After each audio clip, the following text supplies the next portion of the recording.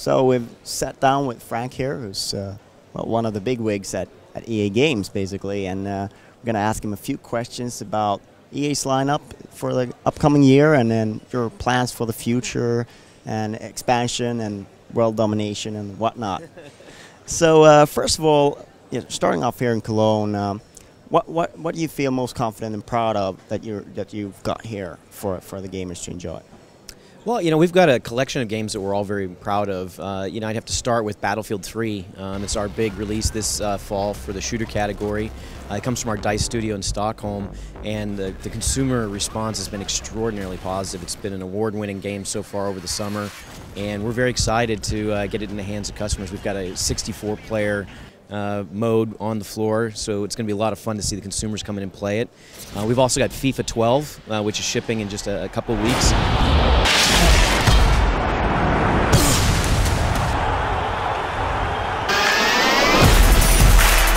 Obviously a huge franchise for Europe, and also a big growing franchise in North America as well. Those are our two biggest launches, but we also have a game called Star Wars: The Old Republic, which is a big online bet for us coming out this fall. It's a very ambitious, very large project.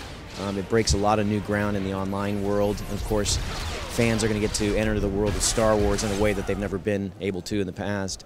And then if you look at the rest of our lineup, we're really pushing hard at the company to digitize our business, really take it online and really embrace new business models like freemium as well as pure digital downloads. We launched a service called Origin over the summer, which is a platform for electronic arts for us to better serve our customers, better connect with gamers, provide unique content on that platform in conjunction with our retail partners. So it's a pretty exciting time at EA.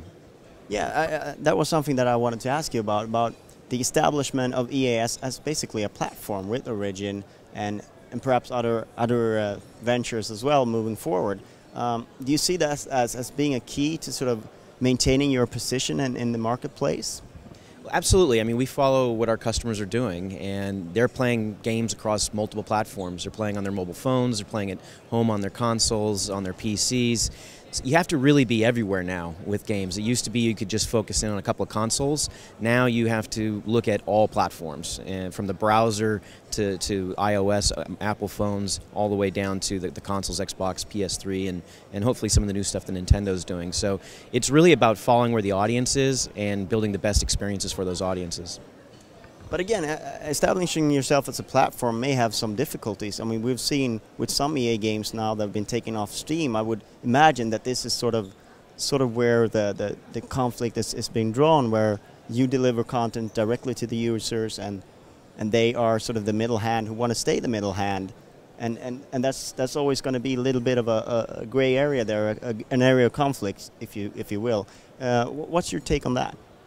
I think when you try and build something new and try and do innovative things, you do run into some resistance at times. And we're good partners to our retail channel. We would love to have our products on Steam. We think it's a great service. We'd like our games to be everywhere, frankly, available everywhere.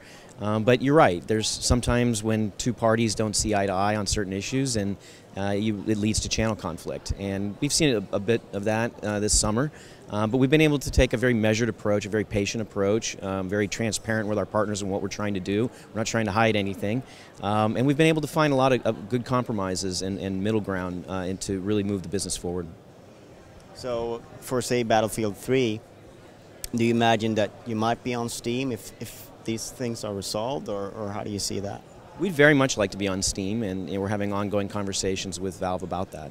But Battlefield will be available at retail. It'll be available on Origin, but it'll also be available on Amazon. It'll be available on all the major digital distributors worldwide.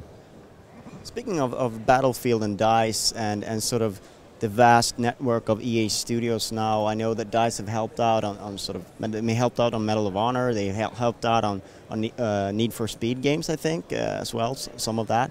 And you're sort of mixing in, different studios are helping out with different things. The Autolog thing that Criterion created is now being used in various different games for the online component. Sort of, could you describe how that process is internally for EA? Sure, it's really sharing the best practices and centers of excellence around the company, and we do it. It's almost a volunteer basis. You know, I mean, I believe in technologists being able to opt into the best things that we have and be able to pull things from Criterion like Autolog or Frostbite from DICE, and they willingly want to go and use those things because of their state of the art. They're the best techniques or technologies that are out there. We run a very open process and very open company from that standpoint. But people really have the opportunity, it's very entrepreneurial, to be able to go out, build a relationship with the guys in Stockholm, ask about Frostbite, adopt Frostbite, and move the business forward that way. So it's all about the culture that we have internally and really spending the time and effort to make sure that the relationships get built across studio lines. We run an internal DevCon, actually, on an annual basis where we bring all of our top developers inside the company to our headquarters in San Francisco for a week, and they trade best practices, they present what they're doing, they get to meet each other, build relationships, and then they have a kind of an ongoing, almost an open source community internally where they can talk over the networks and trade ideas and trade techniques and frankly help each other solve problems. Another approach to this sort of global merging of teams is the one that Ubisoft have adopted, and they pull teams together from all over the world, and like 500-man team to work on a game for 1 year and then get it out, and they've had amazing results with that as well. How would you say that your approach is different in that sense? And well, I think for some of our projects we've done that. So as an example, Star Wars has pieces of it being built in Shanghai, at Mythic in Virginia, at Edmonton in Canada, as well as the headquarters of that group in Austin, Texas. Dead Space, as an example, was built in Shanghai, Montreal, and San Francisco with some help from Australia. So we really embrace that distributed development model to be able to take the best talent from anywhere in the world and be able to apply it to a project. We typically don't try and staff games up to the 500-person level. That's a bit unwieldy. We try and keep the teams at a smaller scale and keep them together longer. We think that leads to better, more predictable quality and better team morale, and doesn't burn the teams out by giving that opportunity to stay together for 2 years on a game, take a year off, come back the following year. That's kind of what we're trying to do, is alternate our product releases. You see that with our Need for Speed products. Last year, Criterion built Hot Pursuit, and the big release this fall with Need for Speed The Run is being built out of Black Box. And next year, Criterion will take on a new design, and we'll alternate them that way. And that to me is the most sustainable way of building these franchises, maintaining quality and keeping our developers and employees happy. But then again, things like Battlefield has remained at DICE throughout, and that's important for the identity, I guess, for other products as well. That's right. Some franchises do stay with their studios of origin and don't move. As an example, Mass Effect and Dragon Age are staying in Edmonton and they're being built within the BioWare organization. We don't anticipate we'd move those as an example. Or a Dead Space with Visceral. That we believe that you have these, we call them city-states. They're these mini studios that have strong cultures and pedigrees and histories, and they build franchises that they like to hold on to. I don't believe you can really pick a franchise up and move it to a degree, but in the case of Need for Speed, we're able to do that because Criterion had built the Burnout series before, so it wasn't their first try at a racing game. They really wanted to take a try at Need for Speed, so that was a really nice coincidence of things coming together. But most of our franchises stay with where they were originally created. Speaking of teams with pedigree, Respawn Entertainment, we haven't heard a lot about those guys yet, but could you tell us a little bit about the time plan that they're working on and sort of the excitement that you have, teaming up with those guys? Well, look, when we signed Respawn, that was awesome. They're fabulous guys. They've done some things in the interactive business that have never been done before. But I'm going to let them, uncork, the ideas and really present the product themselves. We're just their partner on the publishing side, but we really want them to do it when they're ready, and they'll be making that announcement. So, but do you think of products like whatever they're working on, Battlefield and Medal of Honor, to sort of space them out a little bit, and are you thinking about it like that?